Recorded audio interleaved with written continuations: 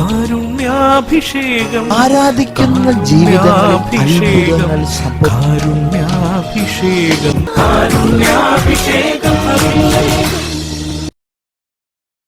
ഈശോയിൽ പ്രിയം നിറഞ്ഞവരെ, കുടുംബം ദേവാലയമാക്കുന്ന ആറാമത്തെ തൂണ് സുരക്ഷിതത്വം എന്ന് പറയുന്ന തൂണാണ്.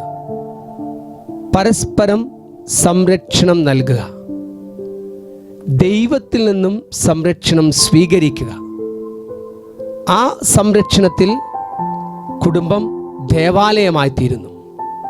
ഏറ്റവും ആദ്യം നമ്മുടെ കുടുംബത്തിന്, നമ്മുടെ കുടുംബാംഗങ്ങൾക്ക് സംരക്ഷണം ഒരുക്കാൻ വേണ്ടി പ്രാർത്ഥിക്കേണ്ടത് തമ്പുരാനോടാണ്. ദൈവമേ, അങ്ങയുടെ സംരക്ഷണം, സുരക്ഷിതത്വം ഞങ്ങൾക്ക് നൽകണമേ.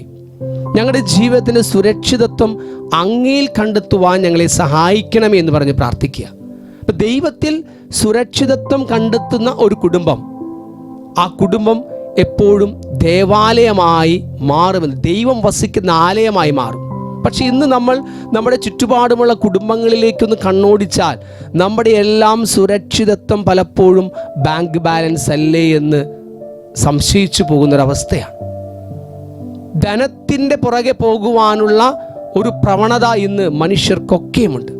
ധനത്തിൻ്റെ ആകർഷണം മൂലം ആ ധനത്തിൽ, പണത്തിൽ സുരക്ഷിതത്വം കണ്ടെത്തുന്ന ഒരുപാട് കുടുംബങ്ങൾ. കൃത്യമായി വചനം പറയുന്നു, ദൈവത്തെയും മാമോനെയും ഒന്നിച്ച് സേവിക്കുവാനായിട്ട് ദേവാലയമാകുന്ന കുടുംബത്തിന് സാധിക്കുകയില്ല, ഒരു വ്യക്തിക്കും സാധിക്കുകയില്ല. മാമോൻ എന്ന് പറയുന്നത് ദ പേഴ്സോണിഫൈഡ് വെൽത്ത് എന്ന് സഭ നമ്മെ പഠിപ്പിക്കും. വെൽത്ത്, ഒരു സമ്പത്ത്, അതൊരു വ്യക്തിയായി ചിത്രീകരിച്ചാൽ ആ വ്യക്തിയുടെ പേരാണ് മാമോൻ. അപ്പോൾ സമ്പത്തിനെയും ദൈവത്തെയും ഒരുമിച്ച് സേവിക്കാൻ ഒരു കുടുംബത്തിന് സാധിക്കുകയില്ല. ഒന്നുകിൽ സമ്പത്തിൻ്റെ പിറകെ, അല്ലെങ്കിൽ ദൈവത്തിൻ്റെ പിറകെ. തീർച്ചയായിട്ടും ഒരു കുടുംബജീവിതത്തിൽ സമ്പത്ത് വളരെ ഇമ്പോർട്ടൻ്റ് ആണ്, പ്രധാനപ്പെട്ടതാണ്. പക്ഷേ സമ്പത്തിനല്ല ഞാൻ പ്രയോറിറ്റി കൊടുക്കേണ്ടത്, ദൈവത്തിൻ്റെ സംരക്ഷണത്തിനാണ് ഞാൻ പ്രയോറിറ്റി കൊടുക്കേണ്ടത്, മുൻഗണന കൊടുക്കേണ്ടത്. ദൈവത്തിൻ്റെ സംരക്ഷണത്തിന് ഞാൻ മുൻഗണന കൊടുക്കുമ്പോൾ എൻ്റെ കുടുംബം പൂർണ്ണമായ സുരക്ഷിതത്വമുള്ളതായിട്ട് തീരുന്നു. സമ്പത്തിൻ്റെ പുറകെ, സമ്പത്തിലാണ് ഞാൻ സുരക്ഷിതത്വം കണ്ടെത്തുമെങ്കിൽ സമ്പത്ത് കുറയുന്നിടത്ത്, അല്ലെങ്കിൽ ബാങ്ക് ബാലൻസ് കുറയുന്നിടത്ത് മനസ്സ് അതൃപ്തിയാകാൻ, മനസ്സ് അസ്വസ്ഥമാകാൻ തുടങ്ങും. അരക്ഷിതാവസ്ഥയിലേക്ക് ജീവിതം നയിക്കുന്നു.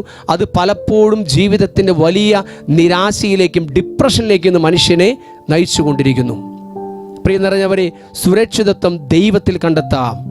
ഒപ്പം തന്നെ പരസ്പരം ഒരു സംരക്ഷണം നമുക്ക് കൊടുക്കാം. മക്കൾ മാതാപിതാക്കളെ സംരക്ഷിക്കട്ടെ, മാതാപിതാക്കൾ മക്കളെ സംരക്ഷിക്കട്ടെ. ഭാര്യ ഭർത്താക്കന്മാർ പരസ്പരം ഒരു സംരക്ഷണത്തിൽ, ദൈവികമായ സംരക്ഷണത്തിലും പരസ്പരമുള്ള സംരക്ഷണത്തിലും അവർ ജീവിക്കട്ടെ. തിന്മയുടെ എല്ലാ സ്വാധീനങ്ങളിൽ നിന്നും നമ്മുടെ കുടുംബങ്ങൾ വിമുക്തമാക്കുവാനായിട്ട് ഒരു സംരക്ഷണത്തിന് വേണ്ടി നിരന്തരം സക്രിയ 9:8 ചൊല്ലി നിങ്ങൾ പ്രാർത്ഥിക്കുക.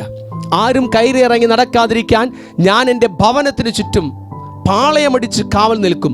ഇനി ഒരു മർദ്ദകനും അവരെ കീഴടക്കുകയില്ല. എൻ്റെ കണ്ണ് അവരുടെ മേലുണ്ട്. കർത്താവ് നമുക്ക് നൽകുന്ന മനോഹരമായ സംരക്ഷണത്തിൻ്റെ ഒരു വചനമാണത്. പറയുന്നവരെ, വചനം ചൊല്ലി കർത്താവിൻ്റെ സംരക്ഷണം സ്വന്തമാക്കുക, പരസ്പരം സുരക്ഷിതത്വം കൊടുക്കുന്നവരായി മാറുക. അങ്ങനെ നമ്മുടെ കുടുംബം ദേവാലയമാക്കി മാറ്റുക. യേശുവേ നന്ദി, യേശുവേ സ്തുതി, യേശുവേ സ്തോത്രം, യേശുവേ മഹത്വം. ഹല്ലേലൂയ. Thank you Jesus, praise you Jesus, love you Jesus. യേശുവേ നന്ദി, യേശുവേ സ്തുതി, യേശുവേ സ്തോത്രം, യേശുവേ മഹത്വം. ഹല്ലേലൂയ. Thank you Jesus, praise you Jesus, love you Jesus. യേശുവേ നന്ദി, യേശുവേ സ്തുതി, യേശുവേ സ്തോത്രം. ഹല്ലേലൂയ, ഹല്ലേലൂയ, ഹല്ലേലൂയ, ഹല്ലേലൂയ, ഹല്ലേലൂയ, ഹല്ലേലൂയ.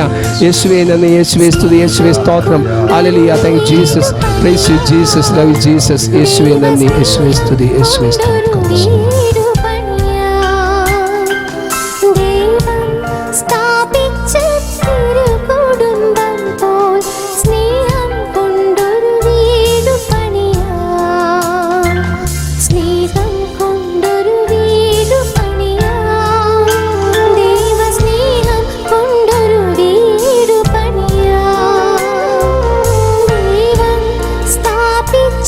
തിരു കുടുംബം പോൽ സ്നേഹം